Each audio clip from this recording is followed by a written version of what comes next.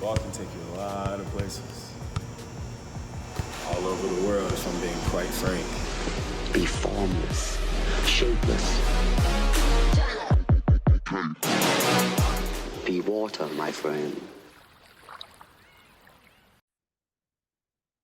Yo, yiggity, yo. Welcome back to the Beast Podcast. It is your host, Deshaun Beasley. You can find me on Instagram at coach_bees. On today's show, I'm bringing you not really a book review, but I guess an article review. As you guys know, I've talked about it multiple times on my podcast. I am going back to school to get my master's. I am in the youth development program, the master's program, and the course that I'm in right now is youth or social policy. And so we're really looking at policies and capitalism, how it's set up, and the effects of that, good, bad, and different, but just looking at that. I'm going to pull up my notes here so I can see it. Hopefully I can see you guys all as well. So yeah, when you're looking at capitalism, I guess that's definition, political economy. Basically, political economy is a form of analysis that examines the relationship between the state and the economic and the economy. So that's basically all political economy, like the relationship between the state and how politics affects the economy. Um, Focusing on how the states use social policy as a way of advancing slash protecting the interests of capitalism and its ruling elites. So, um, yeah, like how the policies. So, just looking at that political economy, um, who decides who hmm, who usually puts himself in a position to make the laws and policies. Usually people who have money, people who can campaign. In previous weeks, we've talked about how I think it was, I don't know the exact number, but I guess it was the last election. There was like maybe I don't want y'all to quote me on this, but there was a considerable amount of money spent from a few donors rather than a bunch of small donors, meaning like these big companies are dropping millions and billions of dollars to back certain candidates, um, which is what's driving the political economy. So you have people with money promoting other people with money into these political seats. While they're in these political seats, they're making the policies that are affecting how the economy run. So you have people who are in favor of capitalism, who are in favor of, let's just say, exploiting others for profit. I mean, even because not all capitalism is exploiting others, right? Because there is a good form of capitalism, but basically, people who are in favor of capitalism, you're putting them in positions to make policies. And when you look at the reason why that's important to know is because when you look at uh, the economy and financialization and how it really happened usually really like around the 90s. And I talked about during the class, we talked about a couple different shifts that happened from like the 40s to like the 80s. The people who were in political power were more left leaning, like they were more for the people. They were more for putting policies in place to make sure that capitalism doesn't get out of hand, essentially, right? That there's like checks and balances, like there's a cap on how much you can make. There was a ceiling set. And because they set a ceiling, it prevented the people underneath the ceiling to exploit others who are underneath the ceiling, right? Which was kind of one of the pros of that time frame.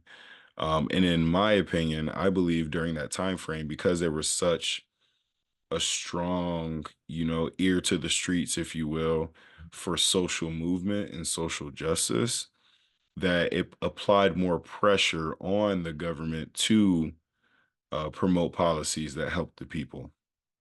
I think once you get to the 80s and 90s, you see a shift, as in the families are deteriorating. You get the crack epidemic that sweeps through the Americas from the 80s. Um, yeah, and because of that, the crime bill reform. We talk about I'm recording this right now, March 4th, so it's a day before I'm going to talk about racial capitalism in our YDEV class. But we talk about how uh, political economies look at individuals as disposable. So if you're of no capitalistic gain, you are disposable. So if you look at in the 80s and 90s, as you lean towards, the crack epidemic, and now more people are going to jail because of the laws towards drug offenses. So now you have more free capital, because as people are going to jail, that is where the money is going towards. So now you're putting more money into prisons, because that's another form of pushing the capitalistic society. So during that time in the 80s and 90s, banks began to shift from investing their profits in production to speculation. So if I'm a bank and let's say I got $1,000, in the past, I would give, $500 to the baker down the street. I would give $500 to the furniture store owner down the street so they can renovate their spot, whatever. Whereas like in the 80s and 90s, you get to a new, and even 2000s and beyond, you get to a new form of capitalism and financialization, where banks are starting to invest into speculation. So instead of giving that money and lending it out to a baker who can run his bakery, I'm going to give that money to this certain business. I'm going to invest it in this certain business because I think this business has potential to grow. That's speculation.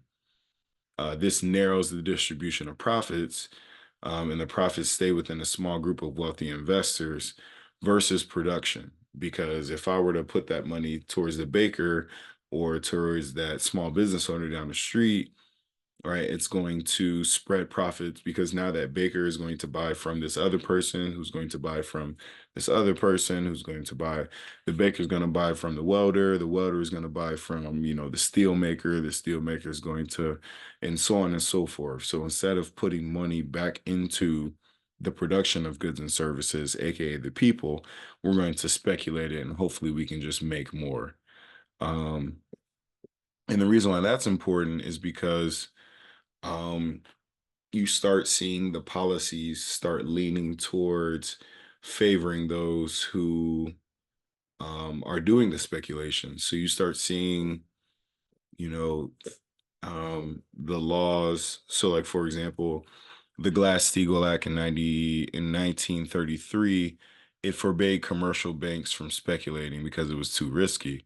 But in 99, Clinton repealed it. So in 2004, investment banks were allowed to borrow without collateral. So basically, like, you don't regulate it. So people can borrow without actually having the finances to back that up. And the reason why that's important is because you start to get into a new wave of how people are taxed. So if you are putting more money into stocks, bonds, speculation, you're going to be taxed at a lower rate than if it was earned income or business income. So who does that favor, right? That favors the capitalists, because they're using the money from speculation to then further speculate. So they're doubling and tripling their money. And they're also using the speculation of other people to buy their debt. So what is the exact term for that? So like, is it a derivative? Kind of. So like, it's basically like, let's say I'm party A, and party B has I said Party B, almost like Cardi B, but Party B has a $25,000 car debt. So Party C is like, hey, I want to buy that debt from you because the person who owes this debt, their credit is good. I know they're going to pay on time, and I know because of the interest that's being charged, I'm actually going to make money on that. So let me buy that from you. So, and again, because it's a certain type of investment, I'm going to pay less taxes on that. So now you're profiting off of the person. It's like, again, the rich getting richer. So I profited because I sold the debt. The person who bought the debt is profiting because they're getting the interest. And the whole time, it's all off the backs of person B, who has the debt, has to pay on the debt monthly. And at the end of the loan, they're actually going to pay more than what it was probably worth to begin with. And if they don't pay, then the person who owns the loan is going to repossess it or take it back. So you see how all of these like rules and policies are in favor of are in favor of the person who owns, or the capitalist, um, who owns the means of production. If I own the means of production, then I can use that means of production to speculate. And while I do understand the laws are in the favor of the capitalists who are doing the speculating, I think I don't want to say concern, but the one thing that I think about is like, why aren't more individuals, and how can we incentivize more individuals to get in on this as well? Like we're starting to see, like, especially in 2020, again, I talked about this in class. In 2020, we saw with the PPP loans, we also saw people getting unemployment. Like we started to see a wave of people like using that money wisely to start making more investments and to improve their tax class and their tax status. Um, so we are seeing a new wave of people doing what the capitalists are doing, following that playbook. I think, again, like until the system changes, which it's not going to change anytime soon, we need to learn how to use this system. Like we need to learn how to use, credit default swaps. We need to learn how to, get derivatives, we need to learn we need to learn that stuff, right? So that way we can start becoming the capitalist. Because again, like it's like this. It's like the battle between good and evil. Like if more evil people have more money, then they're going to do more evil things. If more good people have more money, then they're going to do more good things. And that is why like us as people have to use the system to our advantage, to create an advantage for ourselves, or at least level the playing field as much as we can. Like we need to use the rules and policies that are available to us, grants, loans, new incentive plans, whatever it is that may come from, our pressure that we're putting on the government to represent us since they're taxing us. No representation without taxation. I think we are seeing that new wave of people who are using their resources wisely. And I think that is how we start to change our lot in life. It's not going to happen overnight, but with more awareness, because all it takes is a generation. Like if we start teaching this new generation of high schoolers, middle schoolers, elementary about civic education and about how policies work and about because we are the leaders of the new social movements. Like how quick was it for us to do a social media blackout during the 2020 when all the murdering of unarmed black men happened? Like how quick were we able to do that? Like imagine if we were able to mobilize that quick for any type of social movement or social change. If only we can keep that stick-to-itiveness for long enough, and for a common purpose. But that's neither here nor there. But those are kind of my thoughts on financialization, hedging. It's interesting. It's a whole different ball game. It's so risky, which is why they're all stressed. which is, it's interesting, man. It's kind of like playing with fake money. Yeah, I don't know. I can't call it, but I'm out. Peace. Dang, I'm so sorry because I just recorded like a whole 15-minute. I was just I'm talking for 15 minutes and I wasn't even recording. But dang, I'm so sorry. Um, so I recorded the first part, but I didn't even answer the question. I kind of set up the scene talking about financialization and the financial side of it. But let me just read the prompt that we're supposed to answer. We talked a lot about our political economy and how it's modeled on notions of individualism rather than ideas of care. And people gave some wonderful examples of how we take care of each other as alternatives to the way our current political economy operates. I believe that these models of care from everyday life can inspire us to dream up new societies, new arrangements, conditions, etc. So think of a very special friendship or relationship that you have in your life. What would a political economy modeled after that friendship / relationship look like? One of the things that I was thinking of is one of the first things that I recall that I said earlier was that in a political economy and any friendship or relationship, somebody has to take the lead. And just because you're in the lead doesn't mean you have final say, but it means you take the lead, you take the initiative. If you're taking the lead, it rises and falls on you. I think a lot of left leaning, I would assume from the information that I've got that a lot that left leaning individuals are more so horizontalists, meaning they want everyone to have equal say. But when you operate that way, it's hard for decisions to be made. So you talk about a political economy.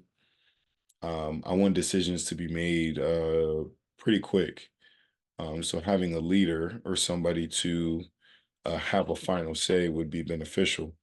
Now, if you have a leader, there is a checks and balances system that needs to happen. Um, for example, if you have a friend who's going out to eat, even though I propose a place, let's say Olive Garden, I would need to have my friend or colleague in this situation have the power to veto and request something else. I think that's only right in a healthy political climate, right? To be able to respectfully disagree and give reasons why. And we should be able to have the space to have that conversation about the pros and cons and our needs and wants. And that's the thing with an economy because needs and wants are going to change. Minimum wage when I was in Ohio was, I believe, like $7 an hour, 7.50. Now I'm in New England and minimum wage is $12. Most jobs are going to start you at 15. So needs and wants are going to change as the cost of living changes. The environment dictates kind of what we need and where we're living. If you live in Florida, it's not necessarily a need, but it's definitely highly recommended to have at least a fan, if not air conditioning, right? If you live in Texas or something like that. Um, what else does a political economy look like? Again, I like to think of like a team approach. So, like if you're running a sports team, you're looking out for what's going to propel the team forward, not what's going to be best for me, but for the team. I don't want to sit in practice and make my teammates run the whole time, but it might be what's best for the team.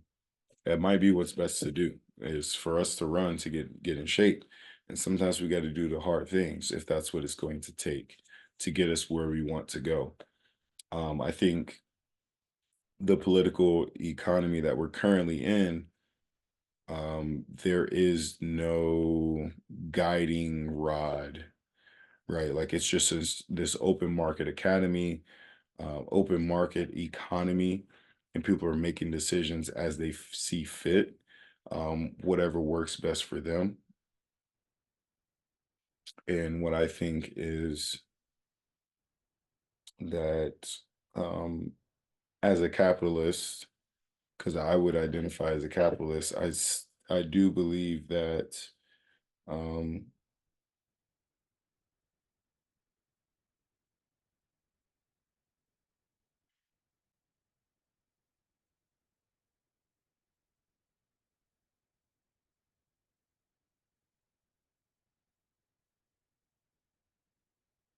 so if you're going to say as a capitalist, free market economy,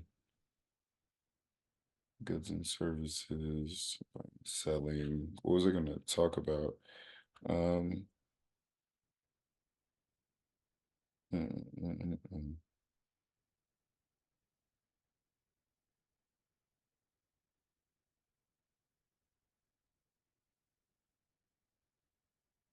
Gonna do what's best for the team. Oh, having a mission, right? Like America's mission. Um, we've kind of strayed away from the mission, right? Like liberty and justice for all is kind of like the tagline for it. But because you can look at the policies and really show that we're not following our mission. We're putting the money over the mission. And I think that's a political economy ideology that needs to be solidified because the exchange of money is a spiritual act. It can be felt. Next week, I'll be talking about Flint, Michigan, and the racial capitalism that happened there, and how you can't deny the intersection between racism and capitalism, and how both of those intertwine to lead to the devastation of communities. Um, yeah, so I think that is how you can have an economy and different arrangements. But again, like you have to have a common thing. I think that's one of the flaws of America is because our economy, our country has been built on the backs of other individuals. People are always thinking about themselves and how they can take advantage of others. Whereas there are other economies where they are capitalists, they may have a democracy, and also people look out for one another.